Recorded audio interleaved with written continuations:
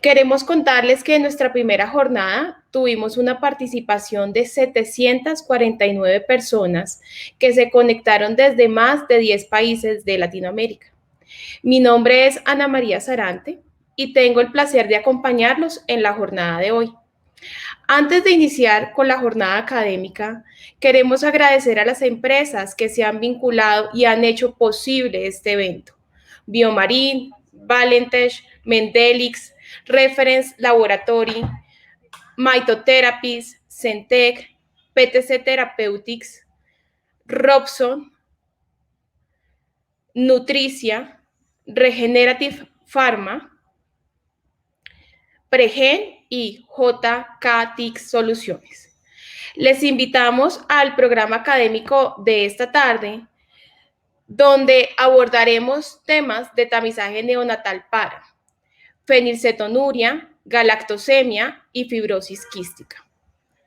Hoy nos acompañan como moderadores el doctor Juan Carlos Prieto, la doctora Derly Castro y el doctor Gustavo Giraldo. Además, quiero recordarles que pueden visitar nuestra feria virtual a través de www.feriavirtualsimposiotamizaje.com, la cual también se encuentra en la parte derecha de la plataforma virtual. Ahí podrán visitar los stands de nuestros patrocinadores y conocer soluciones innovadoras en el área de diagnóstico, manejo y terapéutica. Iniciamos entonces esta tarde con la conferencia del doctor Gustavo Borrajo, quien se dirige a ustedes desde Argentina con la conferencia Aspectos preanalíticos y analíticos a considerar en el tamizaje neonatal de fenilcetonuria.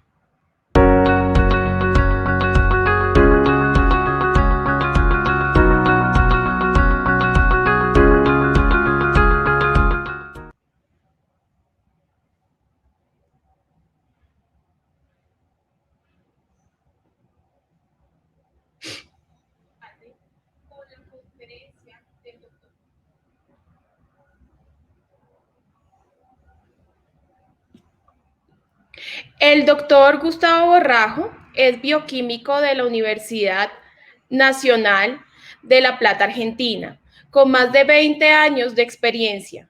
Ha dedicado su actividad profesional a la adquisición de conocimientos y capacitación en pesquisa neonatal, con un enfoque especial en aspectos analíticos y de calidad. El doctor Borrajo ha dedicado gran parte de su tiempo a la enseñanza como profesor en la Facultad de Ciencias Exactas de la Universidad Nacional de La Plata, participando como conferencista en numerosos eventos científicos nacionales e internacionales, brindando asesoramiento a diferentes grupos de trabajo dedicados a la pesquisa neonatal en Latinoamérica, y participando como miembro y presidente de comités científicos de decenas de congresos. Actualmente, el doctor Borrajo es director del programa de detección de errores congénitos de la Fundación Bioquímica Argentina. Doctor Borrajo, bienvenido. Bueno, muchas gracias. Buenas tardes a todos. Es un gusto para mí estar compartiendo con ustedes este momento para hablar sobre los aspectos preanalíticos y analíticos a considerar en el tamizaje neonatal de fenilcetonuria. Y previo a esto, quisiera expresar mi agradecimiento a la Asociación Colombiana de Médicos Genetistas, en particular al doctor Juan Carlos Prieto por la invitación, y, digamos, comentarles que me siento gustoso de que Colombia se esté poniendo en movimiento y que valoro la trascendencia que tiene este simposio a futuro en lo que es la implementación del tamizaje neonatal en Colombia. Como todos ustedes conocen, el tamizaje neonatal de fenilcetonuria nació junto con el tamizaje neonatal. Esto se dio hace ya casi 60 años, en el año 1963, cuando el doctor Robert Guthrie desarrolló el método de inhibición bacteriana para la medida de fenilalanina en muestras de sangre entera colectadas en papel de filtro, e introdujo precisamente este dispositivo especial para la recolección de muestras que posteriormente se universalizó a todas las pruebas de tamizaje que involucran marcadores bioquímicos y marcadores moleculares. Entonces, considerando esto, lo cierto es que no hay demasiado para inventar en cuanto a los aspectos analíticos y preanalíticos. Lo importante es que uno tiene que conocerlos y tiene que aferrarse digamos, a las indicaciones de cómo se tienen que abordar todos estos aspectos.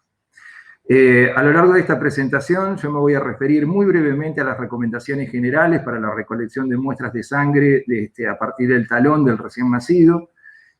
Hacer un abordaje completo implicaría probablemente toda una tarde de trabajo y creo que es un aspecto en el que se debe poner énfasis y aún más considero en el caso de Colombia, donde hasta ahora se ha estado trabajando mayormente con sangre de cordón y se tiene que hacer una transición a lo que son las muestras de talón para poder incorporar los errores congénitos del metabolismo.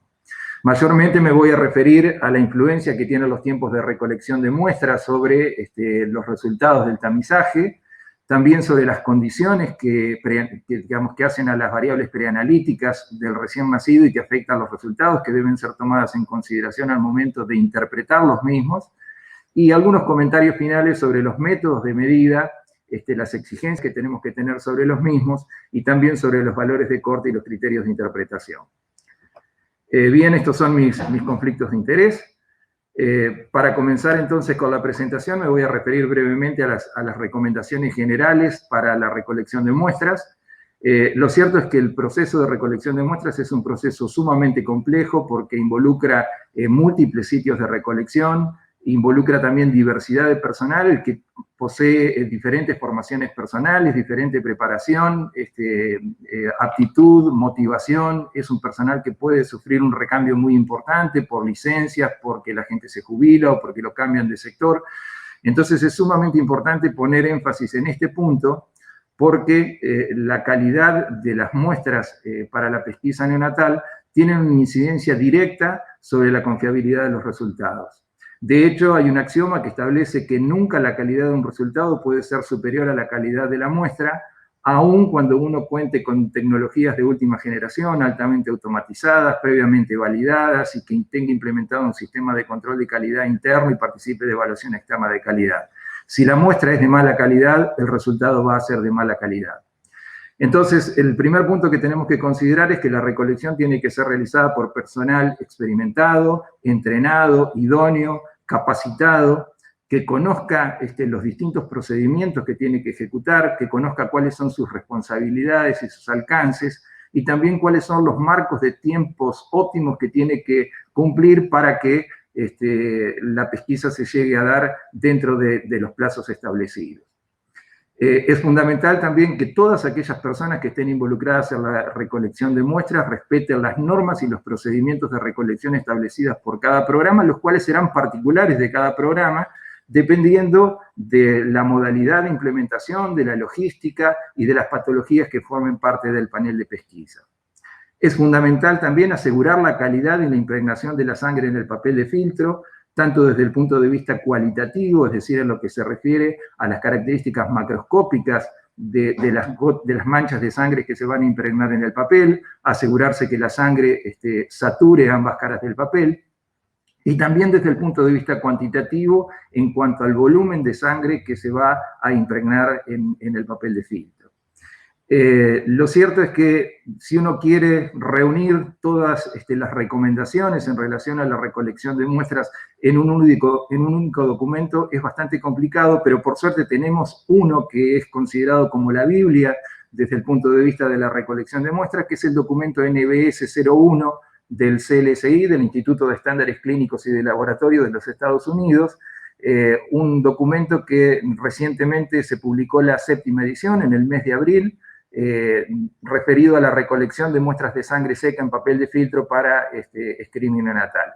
Este no es un documento de acceso libre, es un documento por el cual hay que pagar para disponerlo, pero yo considero que todas aquellas personas que están involucradas en la toma de decisiones en relación a las recomendaciones o a las instrucciones para la recolección de muestras tienen que disponer de este documento para poder transmitirlo a todas aquellas personas que están involucradas en la recolección de muestras.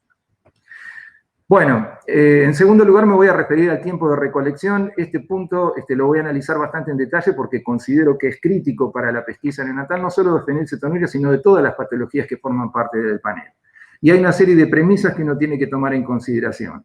La primera es que el tamizaje neonatal de fenilcetonuria no se realiza de manera aislada, sino que, como decía anteriormente, forma parte de un panel de enfermedades congénitas y que cada una de estas enfermedades congénitas posee su propia ventana óptima de detección, en la cual uno adquiere o logra las máximas posibilidades, las máximas alternativas para poder acceder a la detección antes de que se manifiesten los síntomas o de que ocurra algún daño permanente ya en el individuo. De esta manera nosotros podremos asegurar, o sea, debemos establecer los tiempos de recolección de manera tal de asegurar el máximo grado de confiabilidad de los resultados en el menor tiempo y con el menor número de muestras de sangre de cada recién nacido, que preferentemente debería ser 1. Y para poder lograr esto, lo que debemos hacer es evaluar las ventanas óptimas de detección específicas de cada patología, ver la zona de solapamiento que tienen cada una de ellas y seleccionar un rango de tiempos de recolección de muestras tal que nos permita asegurar este mayor grado de confiabilidad para todas las patologías en forma simultánea. Bueno, para definir exactamente los tiempos de recolección para la pesquisa de fenilcetonuria, no podemos dejar de analizar lo que ocurre con el metabolismo normal de la fenilalanina. Ustedes saben que la fenilalanina se transforma en tirosina por una enzima que es la fenilalanina hidroxilasa. Esto ocurre dentro de la célula hepática. Y además interviene un cofactor, que es la tetrahidrobiopterina o BH4, que es un cofactor necesario para que pueda funcionar esta enzima. Entonces, este cofactor puede obtenerse por una vía de síntesis de novo, que es la que está indicada aquí a la izquierda, o también puede obtenerse por una vía de reciclado. Entonces, si nosotros tenemos ya sea una deficiencia a nivel de la fenilalanina hidroxilasa o de la tetrahidrobiopterina, lo que va a ocurrir es un incremento de los niveles de fenilalanina. Ahora, nosotros lo que tenemos que tratar de establecer es cuál es la edad del recién nacido apropiada para que nosotros podamos hacer la recolección de muestra y podamos establecer una clara diferenciación entre lo que es el resultado de un individuo normal y el resultado de un individuo afectado por la patología. Para esto, para poder determinar esto, tenemos que tomar en consideración, en primer lugar, que la fenilalanina es un aminoácido esencial. Esto quiere decir que no se sintetiza en el organismo. Y la fenilalanina que nosotros vamos a tener disponibles va a provenir de 2 fuentes. Una de estas fuentes viene determinada por el aporte endógeno. Este aporte endógeno resulta de la degradación de proteínas tisulares, la cual se encuentra potenciada durante las primeras horas de vida, a expensas del estrés que se produce al momento del nacimiento por el parto. Y la segunda fuente la constituye el aporte exógeno, que viene determinado por digamos, la alimentación que va a estar recibiendo ese recién nacido, ya sea tanto a través de la leche materna o de alguna fórmula o de alguna leche maternizada. Entonces, lo que nosotros podemos establecer en principio es que el tiempo mínimo necesario de aporte exógeno y endógeno de fenilalanina necesario para que se produzca una acumulación de fenilalanina en sangre tal que nos permita establecer una diferenciación entre los individuos normales y los individuos afectados es de 24 horas de vida. Entonces, para analizar un poquito más esto, o sea, uno dice 24 horas de vida, ¿qué ocurre si la muestra se toma antes de las 24 horas de vida? Y esto ya, digamos, se relaciona directamente con las altas precoces, que es un tema que, digamos, tiene una incidencia muy importante en todo el mundo, no es un problema exclusivo de nuestros países, sino que se ha dado en todo el mundo, inclusive países desarrollados, desde hace más de 30 años. Y esto determinó de que en el año 1995 se desarrollara un workshop en Estados Unidos, en la ciudad de Washington, referido al impacto sobre el tamizaje neonatal de las altas tempranas de los hospitales. A partir de ese workshop se hizo una publicación. Y bueno, ¿y por qué se producen estas altas precoces? Hay distintas razones, algunas que son más propias de países en vías de desarrollo como los nuestros, como lo es la sobrecarga de partos que ocurre en el sector público, donde hay un alto recambio, donde hay una mujer que está esperando que se libere una cama para poder tener a su hijo, y para esto una parturienta que ya tuvo a su hijo tiene que ser dada de alta. También ocurre en ocasiones por la situación clínica del recién nacido, que requiere una derivación a centros de mayor complejidad. Y también en algunas ocasiones es debido a una necesidad de reducir gastos por internación, ya sea tanto en el sistema público, la seguridad social, las obras sociales o la medicina prepaga. Al analizar el impacto de las altas precoces, se pudo determinar que las mismas tenían incidencias en algunas de las patologías, y a partir de esto, también en Estados Unidos, en el programa de California, se hicieron una serie de estudios en los cuales dieron lugar posteriormente a algunas publicaciones. Estas publicaciones son de alrededor de 25 años atrás, en una revista que ya no se publica más, que se denominaba Screening, que era una revista de la Sociedad Internacional de Screening Neonatal, donde en uno de ellos lo que se hizo fue una validación del screening neonatal precisamente en muestras de sangre colectadas tempranamente utilizando un método fluorométrico, y en otro se publicaron los resultados del screening de fenilcetonuria usando valores de corte más bajo para muestras colectadas tempranamente antes de las 24 horas de vida. Y yo les voy a presentar aquí algunas de las conclusiones más importantes de estos trabajos, que son interesantes porque de alguna forma fueron sentando las bases de cuáles eran los tiempos apropiados para la recolección de muestras en el caso de la fenilcetonuria. Una de las cosas que hicieron en este programa fue estudiar las muestras de recién nacidos colectadas antes de las 24 horas de vida. Sobre un total de muestras de 20.000 recién nacidos, lo que hicieron fue establecer el valor medio de fenilalanina para cada hora, entre 1 y 24 horas de vida.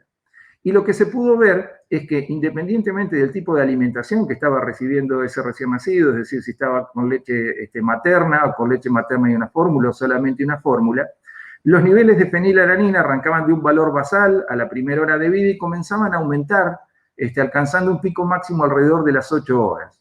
Esto se vio que era producto de 3 factores mínimamente. Uno de ellos tiene que ver con que la enzima fenilalanina hidroxilasa tiene un cierto retraso hasta que se activa y empieza a tener capacidad para transformar la fenilalanina en tirosina.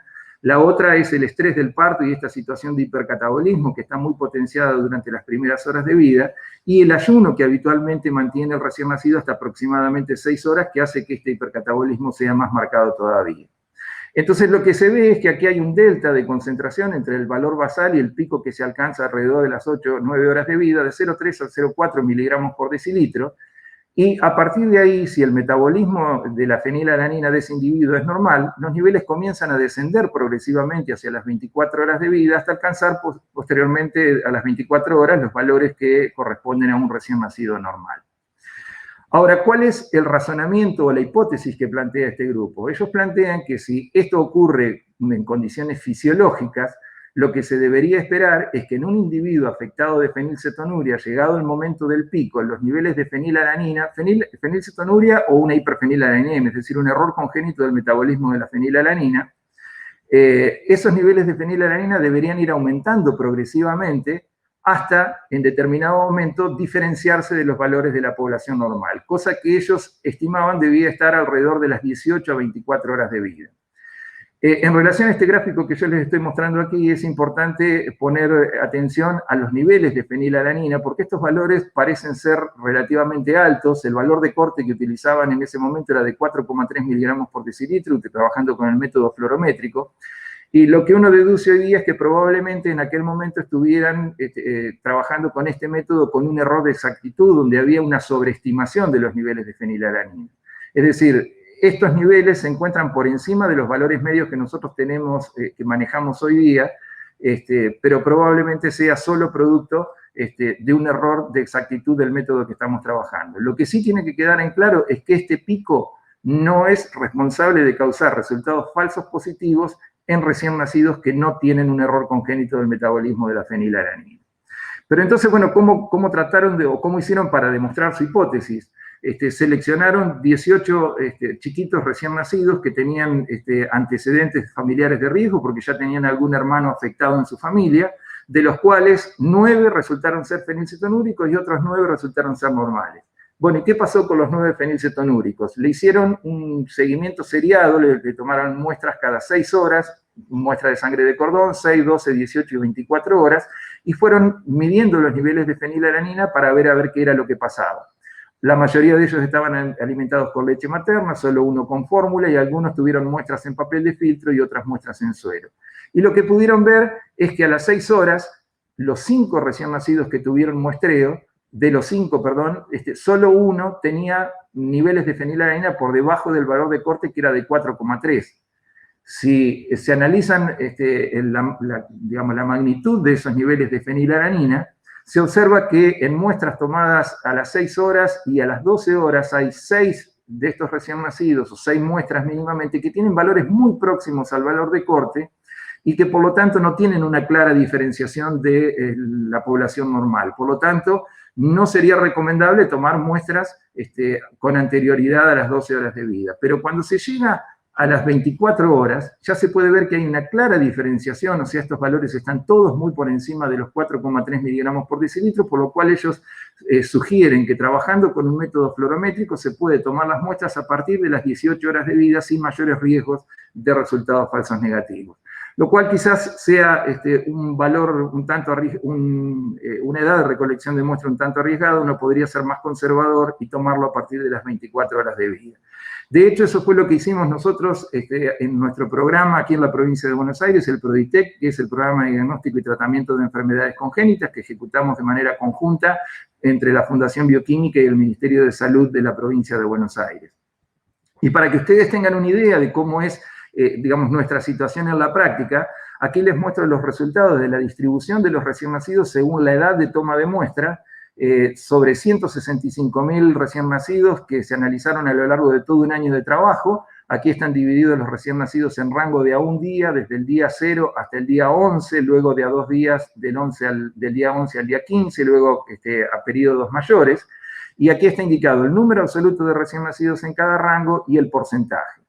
Entonces, lo que podemos ver, siendo que nosotros tenemos establecido que el quinto día es el tiempo máximo recomendado para la recolección de muestras, que el 86,4% de las muestras de nuestros recién nacidos se colectan antes de los 5 días de vida.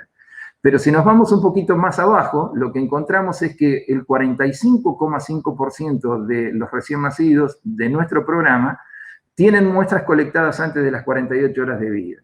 Y esto lo muestro porque en muchas ocasiones hay programas donde son un poco más cautos y consideran que tomar las muestras para la pesquisa de fenilcetonuria entre las 24 y 48 horas de vida es arriesgado en el sentido de que puede llegar a dar lugar a algún falso negativo. Bueno, en nuestra experiencia esto no ha sido así. Nosotros estamos trabajando con un método fluorométrico desarrollado en nuestro laboratorio desde el año 1997 con un valor de corte de 2,5 miligramos por decilitro y no hemos tenido resultados falsos negativos reportados hasta la fecha.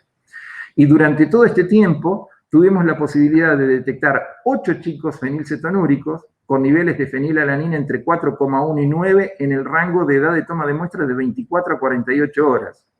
Tenemos muchos más detectados con edades de toma de muestras superiores.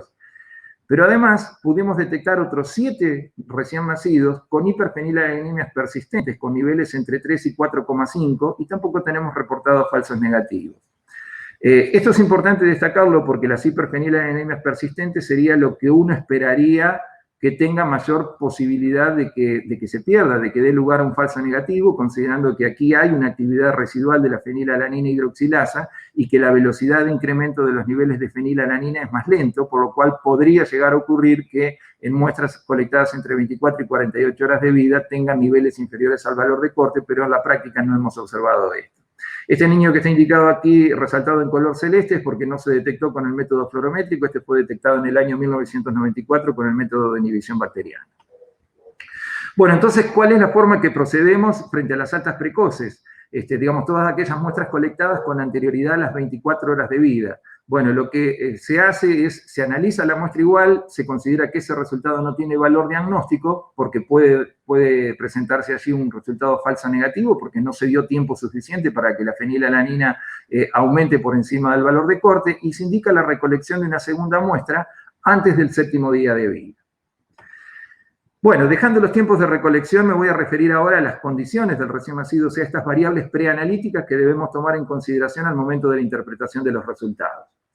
En primer lugar, vamos a considerar los recién nacidos ayunados, o sea, en estos casos no hubo aporte endógeno de fenilalanina a través de las proteínas de la leche, hay un riesgo de resultados falsos negativos por precisamente un componente endógeno exógeno disminuido, y por lo tanto lo que se hace es, se toma la muestra igual, se procesa y se indica la recolección de una segunda muestra una vez completadas las 24 horas de ingesta de leche.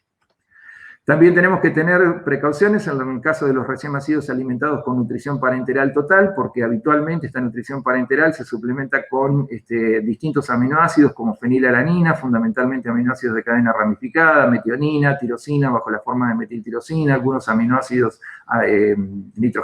aminados, perdón. Y como aquí hay un riesgo de resultados falsos positivos, lo que se recomienda es indicar la recolección de una segunda muestra una vez transcurridas 24 horas después de suspendida la nutrición parenteral.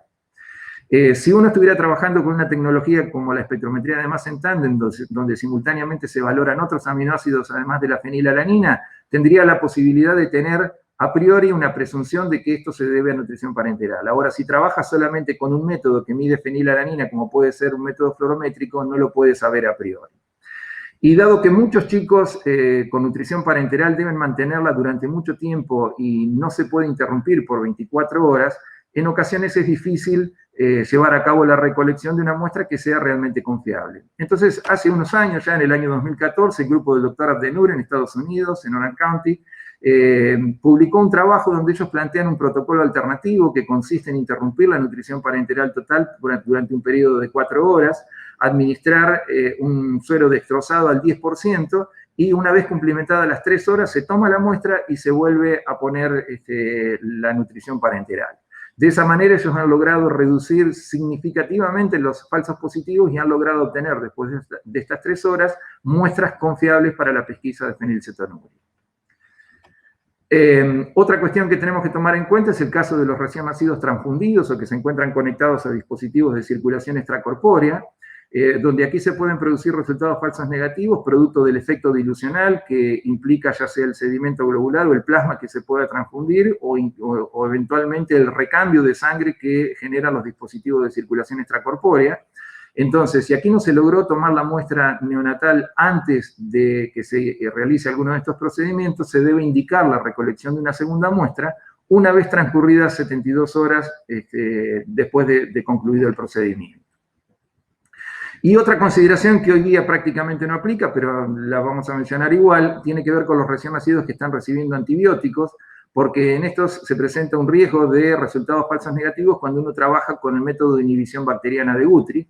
En estos casos se debe colectar una segunda muestra una vez concluido el tratamiento y depurado el antibiótico. Pero estos antibióticos no tienen incidencia o no causan interferencias en los métodos que se están utilizando actualmente.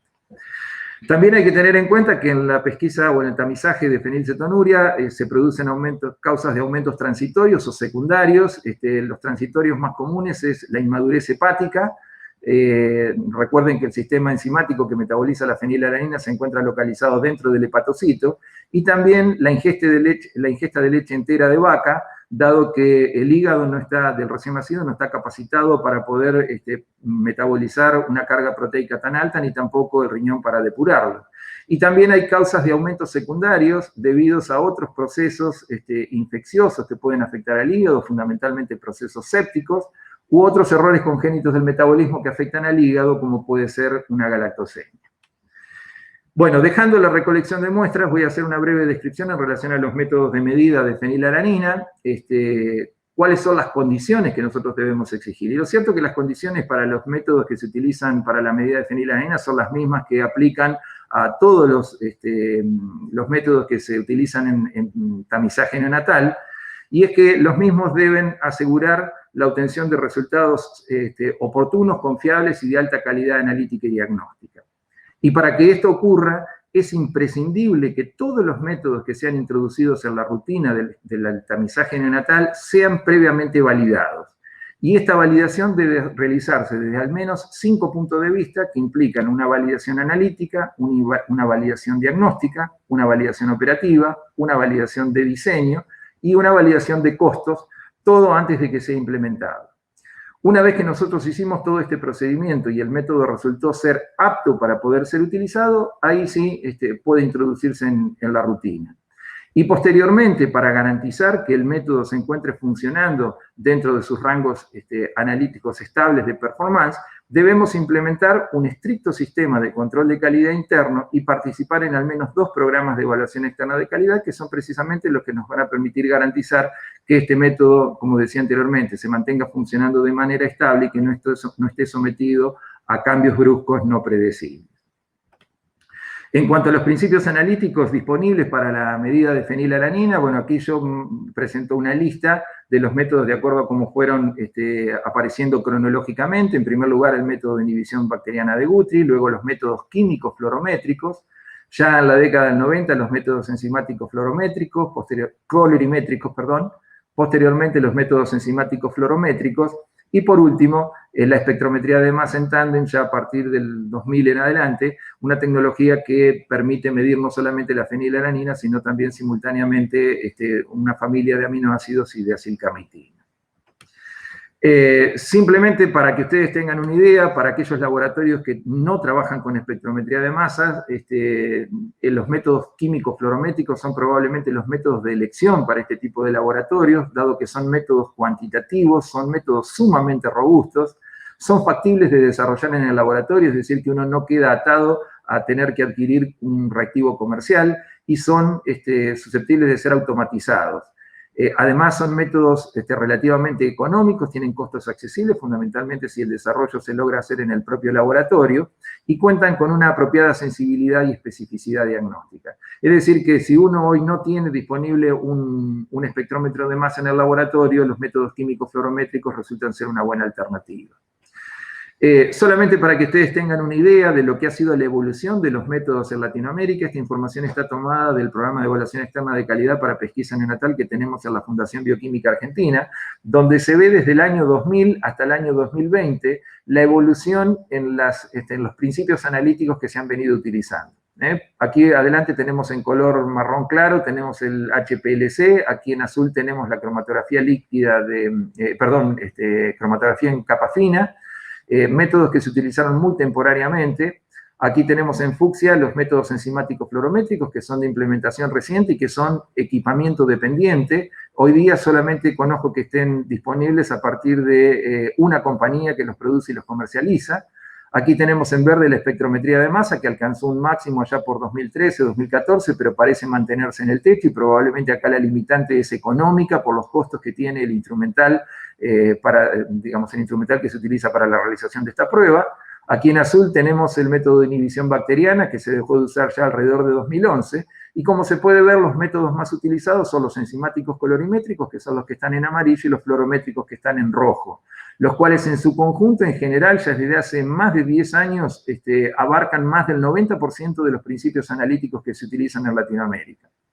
Los métodos fluorométricos han ido creciendo progresivamente y recién en los últimos 2 años hubo un mayor auge de los métodos enzimáticos colorimétricos, y esto tiene una relación directa con una licitación que se hizo a nivel nacional aquí en Argentina para los laboratorios de los programas provinciales de tamizaje neonatal, que hizo que, se pasara de una tecnología fluorométrica a una tecnología enzimático-colorimétrica, y por eso el mayor número ahora de laboratorios que utilizan esta última tecnología. Bueno, en relación a los valores de corte, ya para ir terminando, los valores de corte resultan ser una de las variables más importantes o que mayor incidencia tiene en la exactitud diagnóstica del sistema de pesquisa neonatal.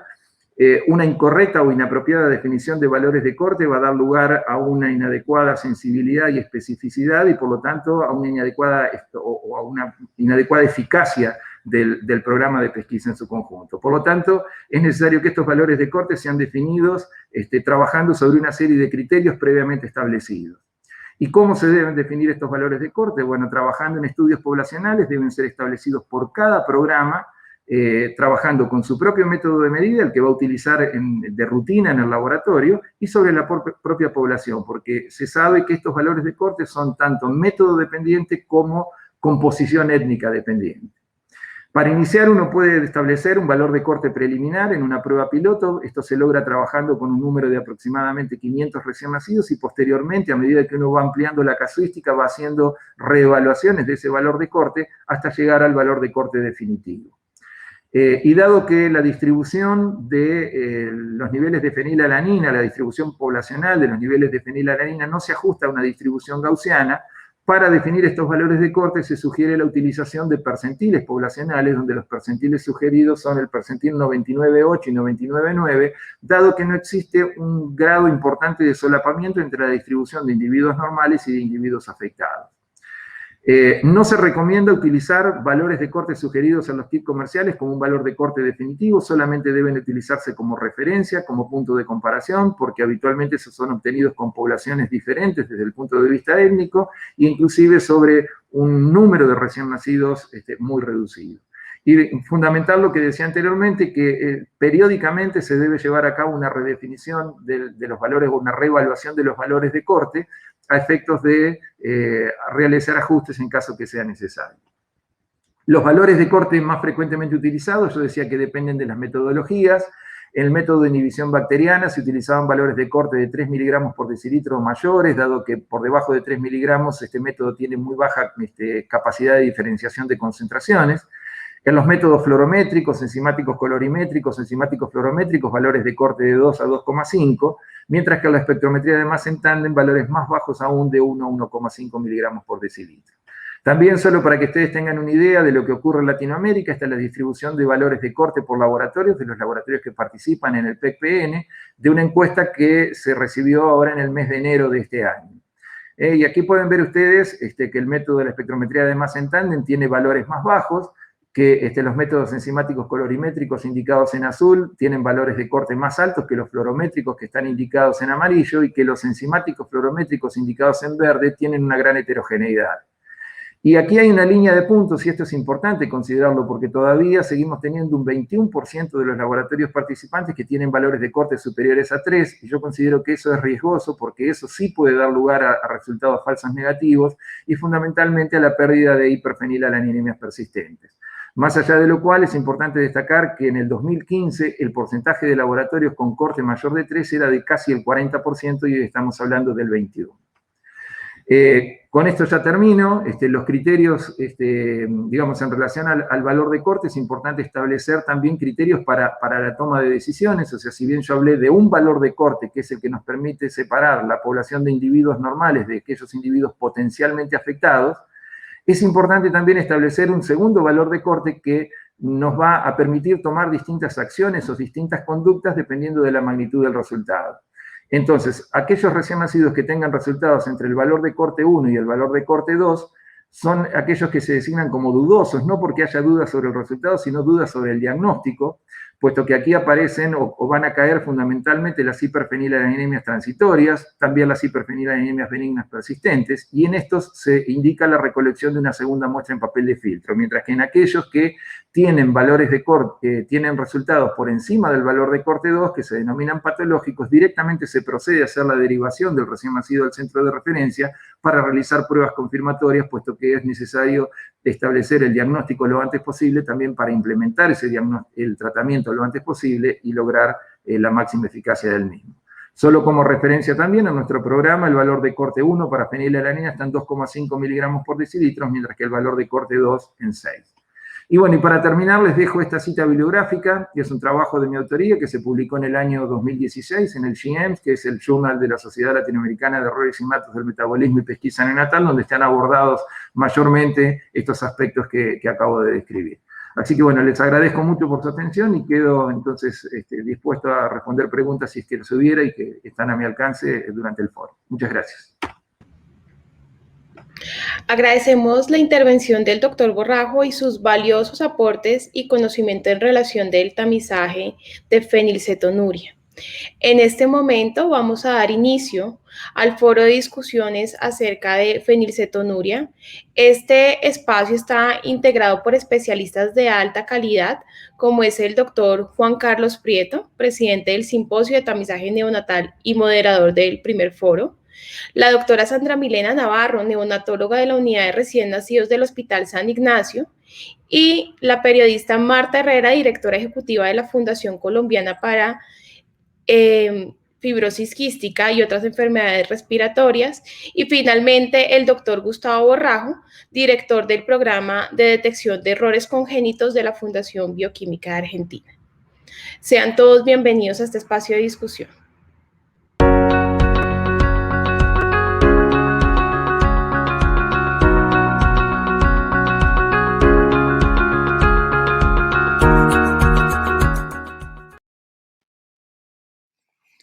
Buenas tardes, bienvenidos. Vamos a iniciar el foro. Quiero darle la participación a nuestros 3 invitados y pues todo al público para que puedan enviar sus preguntas, para que si tienen algunas dudas las podamos solventar en este foro. Quiero primero presentar un video que nos manda Marta Herrera de la Fundación. Muchas gracias. PKU is a serious condition because if you don't treat PKU, it can give you very bad consequences. For me, the most frustrating is the concentration because it takes everything. You are not the same. Your concentration change, your hungry, your level of hungry change, even your smell change. Muchas gracias a la Fundación Colombiana para Enfermedades Huérfanas. Que Dios les bendiga siempre y sigan apoyando a todos nosotros como todos los niños y niñas que se encuentran en este país y se encuentran enfermos en esta forma. Muchas gracias, que Dios les bendiga.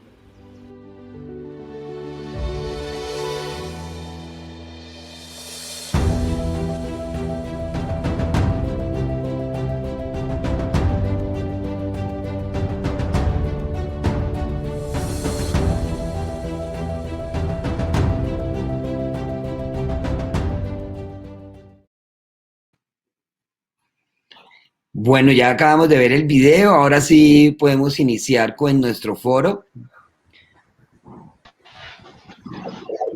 Roberto, bienvenido, muchas gracias por su conferencia, gusto en verlo. Igualmente.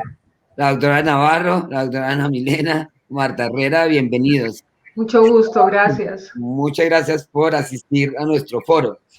Nosotros teníamos varias preguntas, pero muchas también que nos ha contestado el doctor por abajo.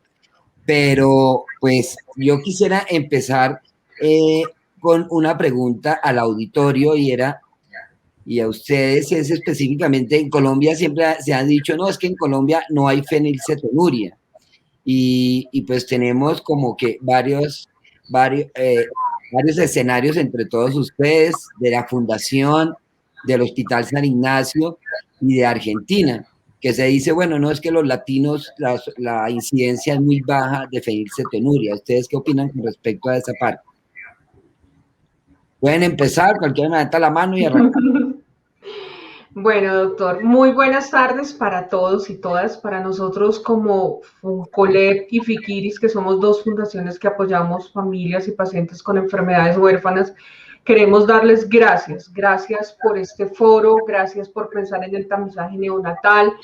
Y claro que en Colombia hay PKU, en muchas partes se conoce PKU, fenilcetonuria, sí hay. En este momento nosotros en FUNCOLEP tenemos registradas 17 familias. Siempre hablamos de familias porque las patologías no solamente afectan al individuo como tal que la padece, sino a la familia en conjunto. Son 17 familias y una de ellas es esta familia del Cauca que ustedes vieron, que estamos totalmente autorizados a presentar este video, en el que son 3 niñas, 3 jóvenes, 3 adultas que tienen PKU y sus cuidadores son los 2 adultos mayores que estaban allí.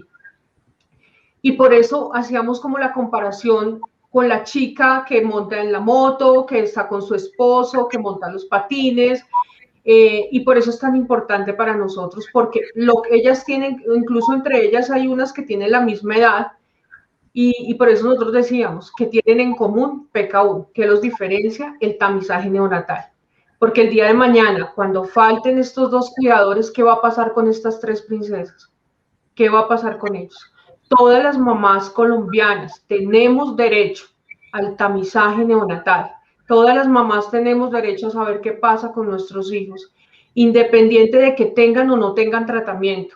En FUNCOLEP tenemos 37 patologías, apoyamos 37 patologías, de las cuales solamente 8 o 9 tienen algún tipo de tratamiento o tecnología, pero las otras familias están unidas, trabajando en conjunto, conociendo el sistema de salud, mirando barreras de acceso, porque tal vez un día va a llegar también un medicamento para ellos. Entonces sí a reglamentar la ley de tamizaje neonatal, sí a hacer tamizaje neonatal, sí a pedirle al ministerio que por favor reglamente que las mamás no nos deben sacar como a las 3 horas. Si tú estás bien después de que tienes el bebé, bueno, vete para tu casa, vete para tu casa. No, que al menos con PKU, o sea, que pensemos en PKU y pensemos que esas mamás deben estar mínimo 24 horas o más, como decía el doctor Gustavo, que es un excelente conferencista y conocedor de este tema. Entonces, sí tenemos fenilcetonuria en Colombia, doctor. Muchas gracias, Marta. Doctora Navarro, en el hospital en San Ignacio, ustedes sé que están haciendo lo de tamización para fenilcetonuria. ¿Cómo les ha ido en este momento? ¿Cómo ha sido la experiencia basados en todo lo que hemos visto con el doctor Borrajo?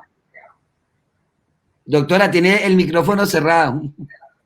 Ya, ¿ahí me ¿Listo? escuchan? Listo.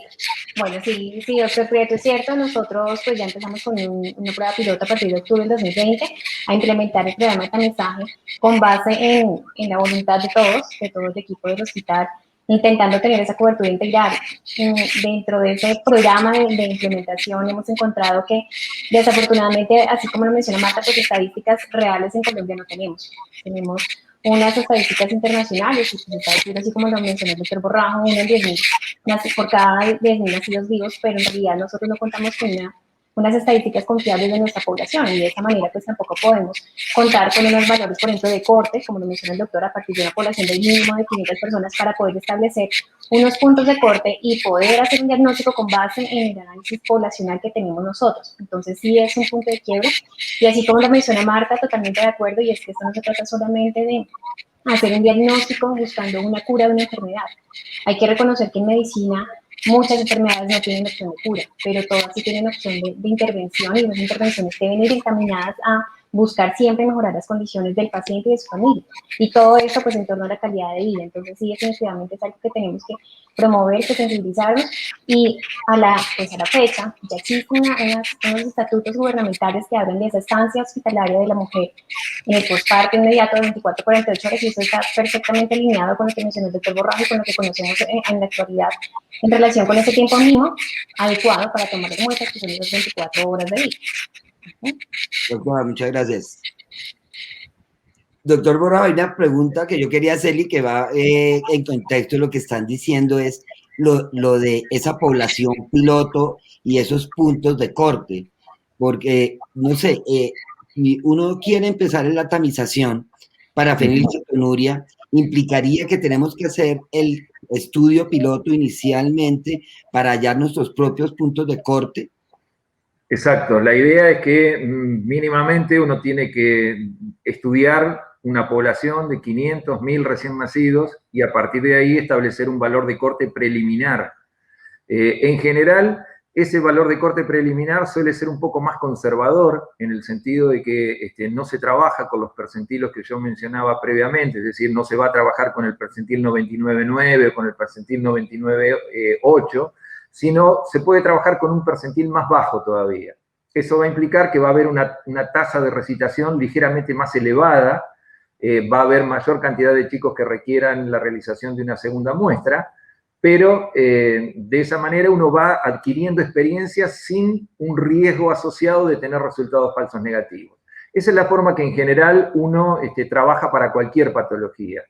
Una vez que uno adquirió experiencia y que ve que algunos de esos chicos que tuvieron resultados positivos no confirman la patología, ahí uno puede ir tomando más confianza y afinar el lápiz, digamos, en cuanto a la definición del valor de corte. Pero esa debería ser la modalidad, o sea, uno no puede iniciar las acciones de pesquisa sin tener previamente establecido un valor de corte. Es necesario hacer un piloto previo. Ok, y complementando ese punto de corte, que digamos que los kits que ya vienen preparados tienen unos puntos de corte que usted ya decía y que pues uno tiene que manejarlos con cuidado, igual puede servir como referencia, como punto corto inicial antes de poder hacer nosotros ese punto de corte. Sí, perdón, se me cortó. Usted me decía de los valores de corte comerciales. Sí, Micho, que cuando yo inicio un estudio piloto, ese punto de corte que todavía no lo tengo para mi población, el punto de referencia, de punto de corte, podrían ser dos opciones. Una, la que comentó usted, de ese punto de corte que manejan en el programa de ustedes de calidad, o otro es el de referencia al kit? ¿Qué es preferible?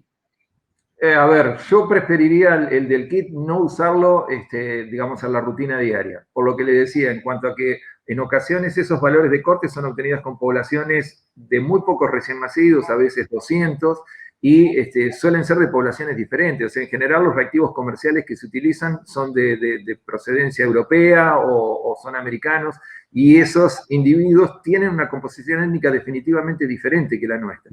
Y probablemente eso dé lugar a que también los valores de corte sean distintos. De hecho, acotando en relación a lo que conversaban ustedes recién, la incidencia de la fenilcetonuria tiene una relación directa con la composición étnica, y si bien yo hace ya una buena cantidad de años que no hago un relevamiento al respecto, si mal no recuerdo el último que hice data aproximadamente de 2011 o 2012, lo que se podía observar claramente era que la incidencia de fenilcetonuria en los países del Cono Sur, fundamentalmente Chile, Uruguay, Brasil, Argentina, es mucho más alta que en los países que se encuentran próximos al Ecuador o por encima del Ecuador. Pero eso no implica de que no haya fenilcetonuria. La fenilcetonuria está, lo que pasa es que si no se la busca, probablemente no se la encuentre. De acuerdo, totalmente. Acá me mandan una pregunta de las personas que están asistiendo al simposio. Dice Ana Rodríguez, buenas tardes. Si la inmadurez hepática genera aumentos transitorios en los recién nacidos prematuros, ¿cuándo deberíamos realizar la tamización o la retamización? Gracias. Bien.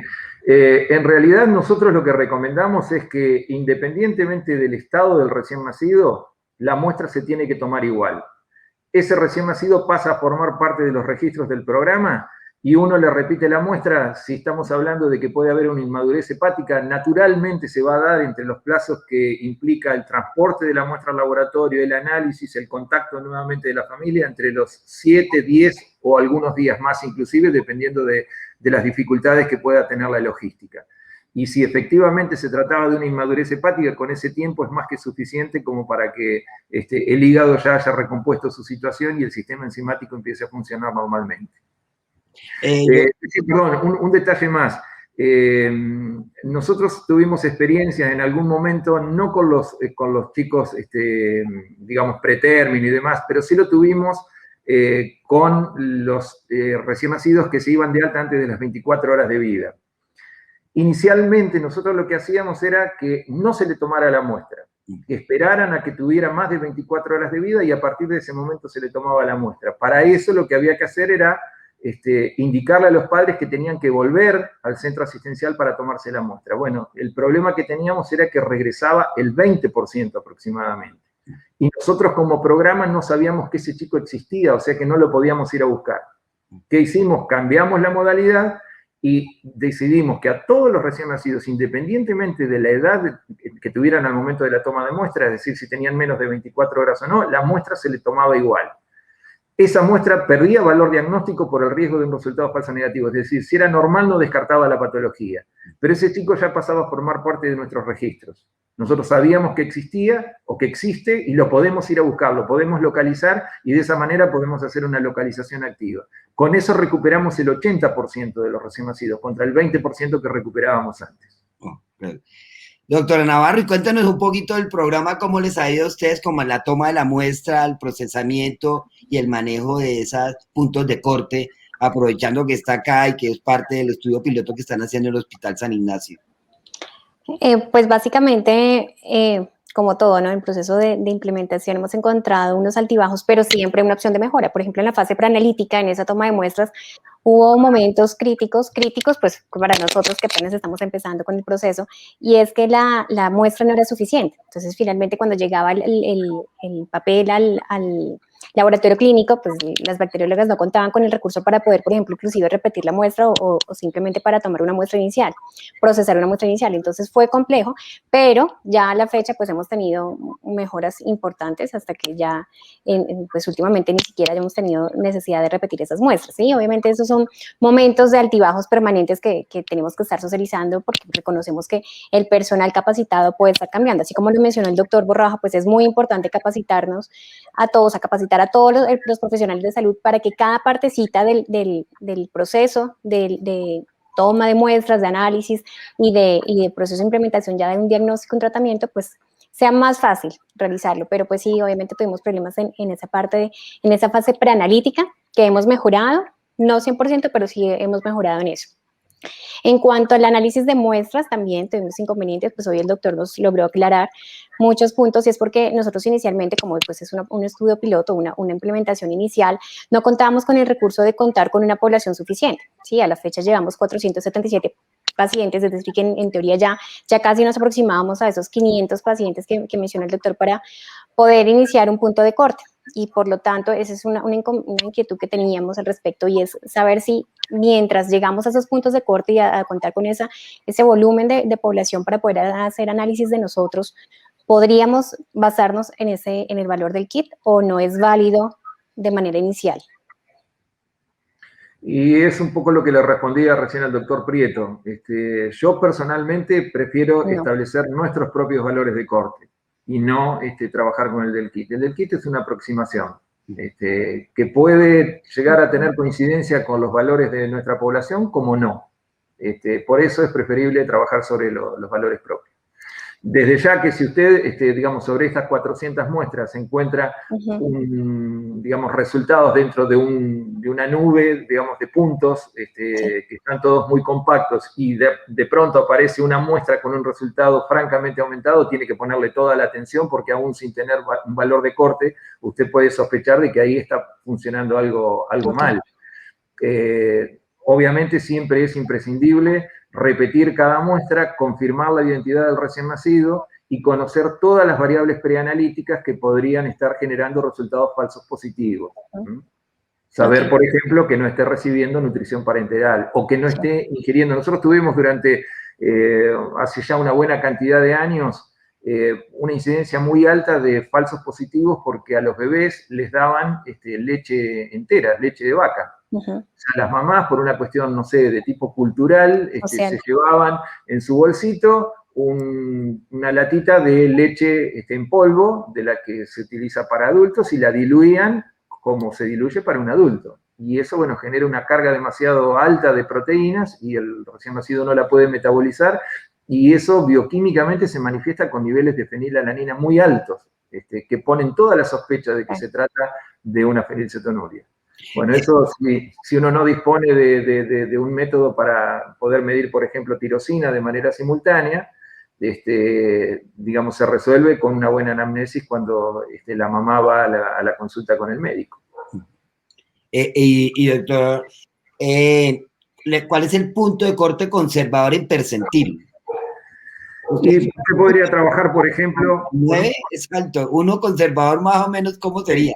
99, por ejemplo, un percentil 99. O sea, usted tiene que pensar de partida que si usted elige un percentil 99, el 1% de la población le va a dar valores aumentados, de la población normal. Es decir, que 1 cada 100 recién nacidos va a tener valores aumentados. Eso es un valor que es exagerado para lo que es una pesquisa de fenilcetonuria, por lo que comentaba hoy yo de que aquí no hay una superposición, un grado de solapamiento muy importante entre la población de individuos normales y de individuos afectados. Es decir, que uno podría trabajar con ese percentil durante un tiempo hasta adquirir cierta experiencia, juntar, por ejemplo, 2.000, 3.000 resultados y volver a reevaluar. Y ahí pasa a un valor 99.5 y juntamos 5.000 resultados y ahí ya podemos pasar al 99.8 y vemos cómo va evolucionando. Y haciendo una pregunta que de hecho a varios de las personas que tienen toda la experiencia en los tamizajes, en Colombia, como dice la doctora Navarro, pues la gran ventaja es que están en el Hospital San Ignacio, pacientes que salen positivos, que pueden hacer fácilmente las confirmaciones y que además van a ser atendidos en el mismo hospital, que es la gran ventaja que está en San Ignacio. Y es una pregunta que después le hago a Marta Herrera, y es, en Argentina ustedes manejan la tamización y van a un hospital. Ustedes no directamente manejan el manejo del programa de seguimiento y tratamiento.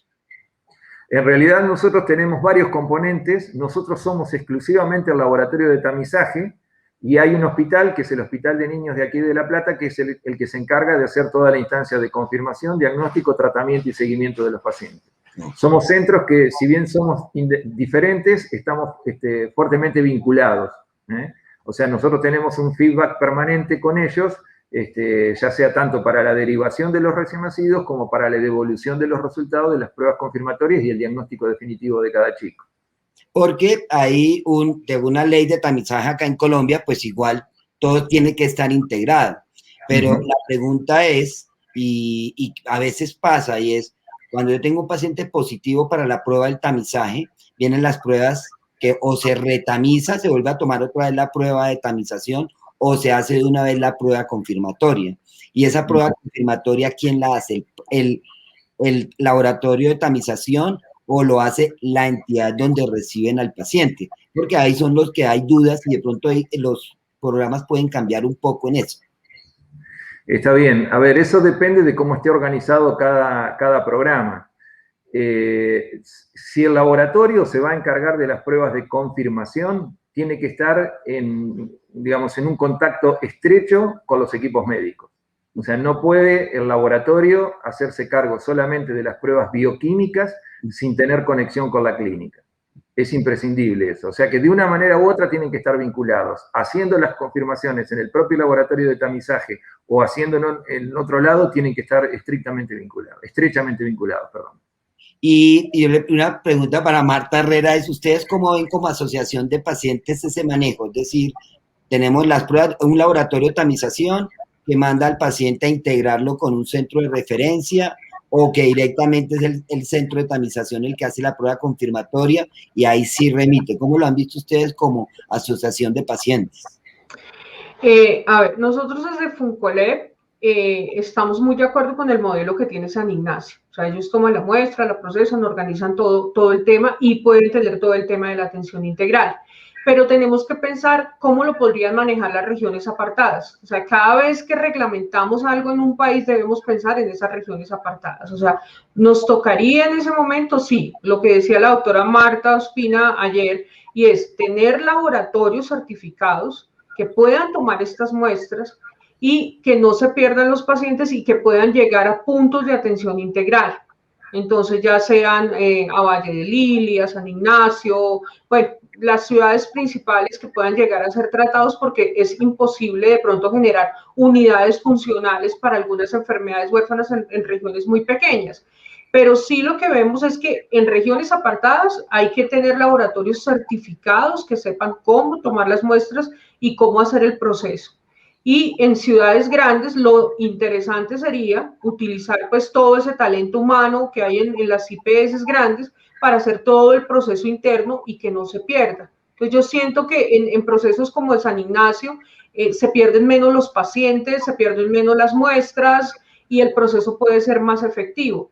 Incluso en Risaralda también ya empezaron un modelo piloto con uno de los sitios en proceso, pero lo que dice la doctora es un aprendizaje, o sea, todo es 2 pasos adelante y 3 para atrás. Pero nada, es supremamente importante tener claro quiénes y dónde se van a atender los pacientes cuando sean diagnosticados y quiénes y dónde se van a tomar y procesar las muestras. Eso es supremamente importante, sobre todo pensando en regiones muy apartadas que tenemos en el país. Y ayer el doctor Enrique Peñalosa lo decía, la mayoría de nuestras maternas son atendidas en IPS. Entonces eso es una ventaja grandísima para el país. O sea, yo creo que estamos preparados en Colombia para empezar el proceso de tamizaje. Y es volver a reiterar, PKU no requiere muchas veces un medicamento de alto costo. PKU muchas veces lo único que requiere es cambiar la dieta, nada más. O sea, con cambiar la dieta le cambias la vida a una población. Entonces, por eso es importante todo lo que está haciendo la San Ignacio, lo que está haciendo la Secretaría de Salud de Risaralda, del Quindío, y es pensando en cómo logramos mejorar esa calidad y cantidad de vida de los pacientes con fenilcetonuria. Y doctor Borrajo, una pregunta con respecto a lo que dice Marta, ustedes manejan la parte de que es Buenos Aires, pero en el resto de provincias en Argentina, y ustedes pues son un país mucho más grande que nosotros y que tiene una población también muy dispersa, ¿cómo están manejando esa parte de lograr una tamización en el momento adecuado? Bien, aquí en la Argentina cada provincia tiene su propio programa desde el sector público. Solamente hay 4 provincias que son las provincias patagónicas que tienen muy pocos nacimientos al año, donde ahí no hay un programa específico. Pero, digamos, está organizado, como le decía, de manera tal que las principales provincias, algunas con muy pocos nacimientos inclusive, tienen su estructura y su logística para ejecutar tanto el tamizaje como la confirmación. Y eventualmente en algunas patologías, cuando no tienen posibilidades de disponer de equipos médicos para el manejo de las mismas, se maneja de forma centralizada en algunos centros de referencia, como la provincia de Córdoba o la capital federal. Más allá de esta organización, yo creo que es importante destacar los beneficios de la centralización, y en patologías como fenilcetonuria, donde no hay una gran cantidad de especialistas para el manejo de este tipo de enfermedades, es fundamental la centralización en centros de atención especializada, del mismo modo que también es fundamental en lo posible la centralización del laboratorio de pesquisa, porque esto tiene muchos beneficios, no solo en cuanto a la parte económica, sino también en cuanto al rendimiento, la confiabilidad, el aprovechamiento de los recursos humanos, y digamos, uno logra mejores resultados, se optimizan los procesos mediante la centralización.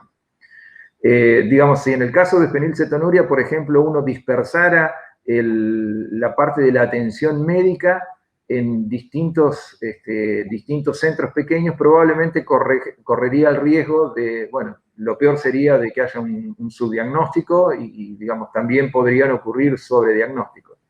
Entiendo que ahí se debe valorar, desde el punto de vista de los costos-beneficios, la posibilidad de la centralización. Para que ustedes se den una idea, aquí en la provincia de Buenos Aires, nosotros estamos cubriendo una población hoy día de aproximadamente unos 150.000 recién nacidos.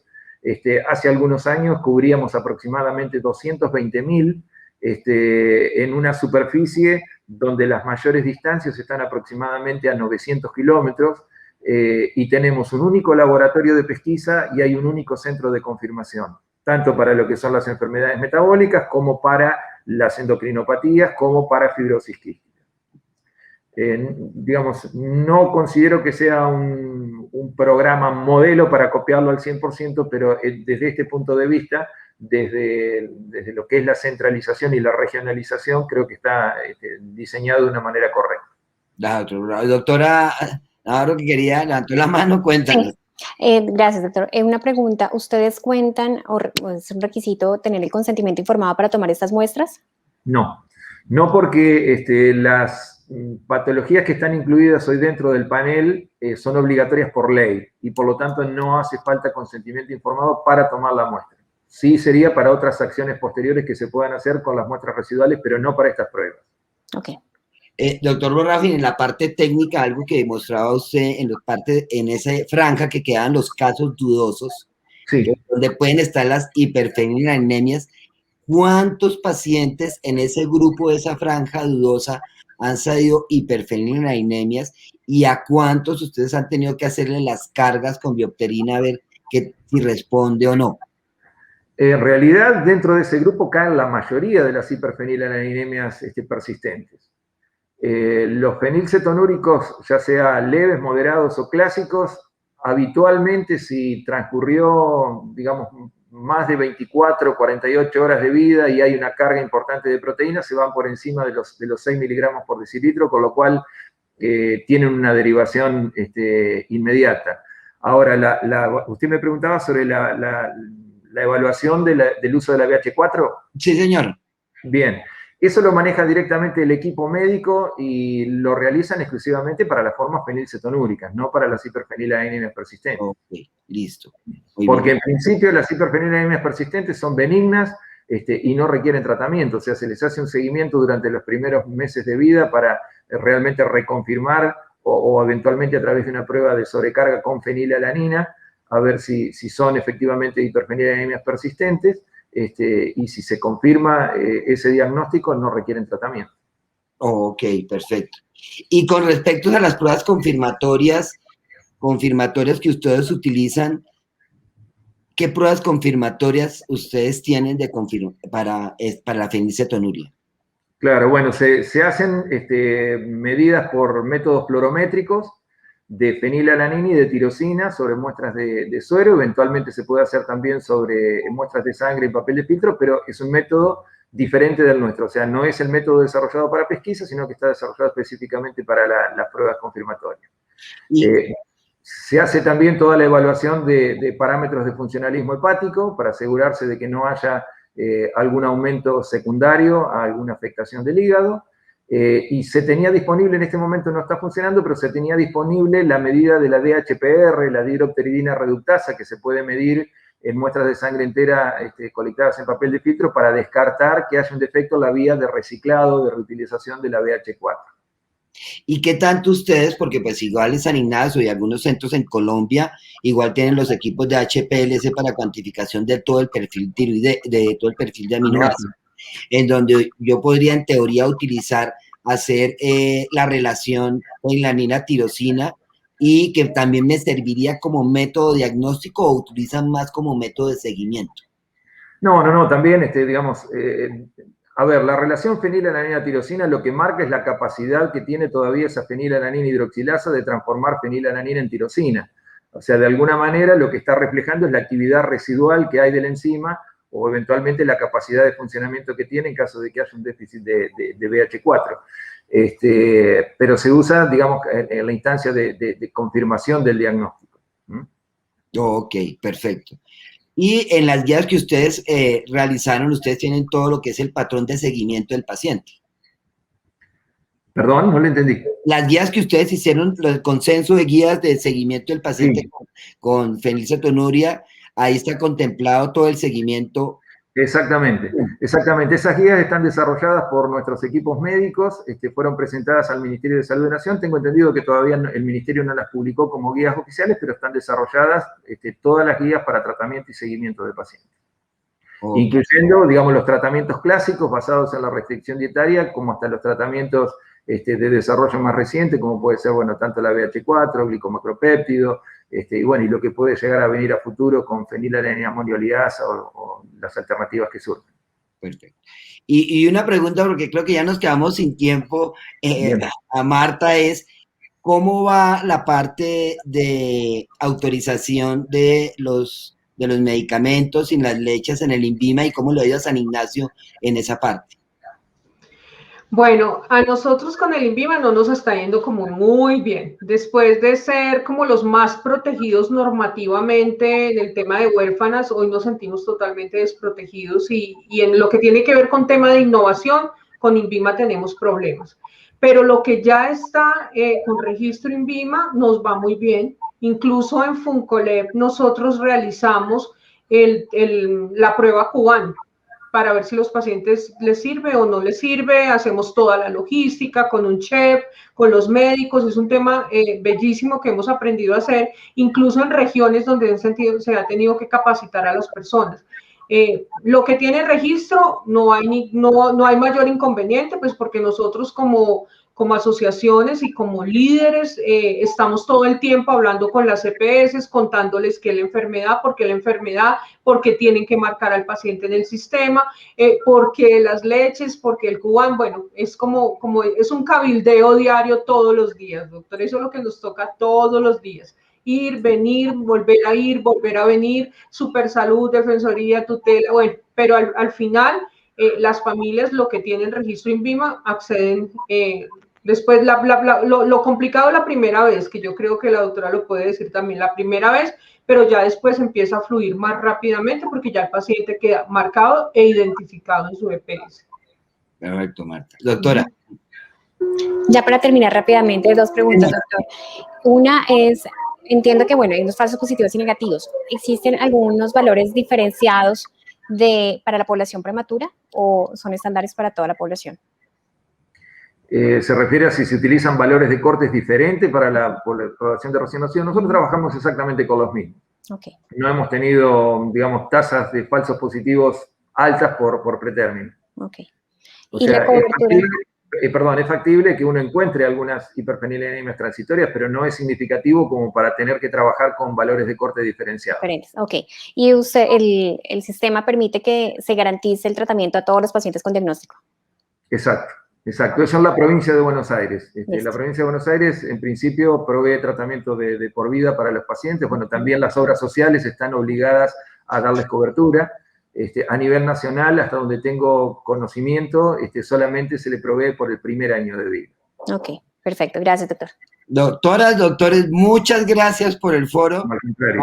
Muy amable por la intervención de la doctora Navarra, doctor Borrajo, me alegra mucho volverlo a ver a todos ustedes y muchas gracias porque de verdad nos han dado muchos ítems importantes para lograr hacer un buen tamizaje acá en nuestro país e iniciar rápidamente. Muchas gracias. Muchas gracias. Gracias.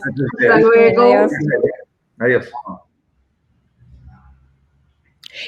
Queridos doctores, mil gracias por compartir con todos nosotros sus conocimientos y experiencias que realmente nos aportan muchísimo a todo este proceso y que nos permitirá continuar en este gran paso para la implementación del tamizaje neonatal en nuestro país.